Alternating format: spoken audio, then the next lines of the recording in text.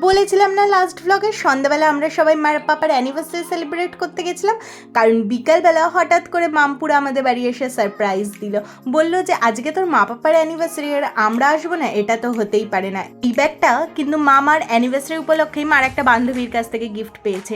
যাওয়ার সময় কিনে নিয়েছিলাম আমি এই দোকানটা থেকে একটা কেকটা কিনে সোজা পৌঁছে গেছিলাম একটা নতুন ক্যাফেতে। এই ক্যাফেটা আমাদের মদনপুরে একদম নতুন উদ্বোধন হয়েছে, তাই জন্য মনে হলো মা পাপার এই অ্যানিভার্সারিটা সেলিব্রেট করার জন্য এর থেকে বেস্ট জায়গা আর কিছু হতেই পারে না। আমরা যেহেতু অনেকজন একসাথে গেছিলাম, তাই আমাদের সিটিং অ্যারেঞ্জমেন্টটা ওরা একটু আলাদা করে করেছিল, কারণ ওদের একটা টেবিলে এতজন হওয়াটা পসিবল ছিল না। আর এই যে কেক কাটার পালা, জানো তো আমি একটা স্পার্কেলও কিনেছিলাম, কিন্তু বের করার সময় স্পার্কেলটা যে কোথায় হারিয়ে গেল আর কিছুতেই খুঁজে পেলাম না। তাই জন্য কি আর করা যাবে, অনেক খোঁজাখুঁজির পরে যখন পাওয়া গেল না, তাই উইদাউট স্পার্কেলই কেকটা কাটিং করতে হলো।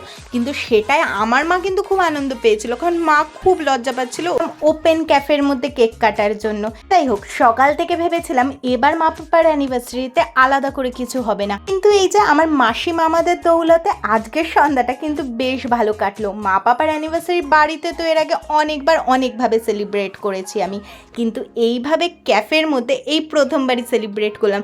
ওরা দুজন কিন্তু বেশ লজ্জা পাচ্ছিল, কিন্তু লাইফ আমাদের সবসময় নতুন নতুন এক্সপিরিয়েন্স তো করাতেই থাকে। সবসময় পুরনো একঘেয়ে টাইপের জিনিসপত্র হলে নতুনত্ব বলে তো আর কিছু থাকে না। ওরা তো নিজেদেরকে কেক খাইয়ে ফিনিশ, এবার আমাদের সবার কেক খাওয়ার পালা।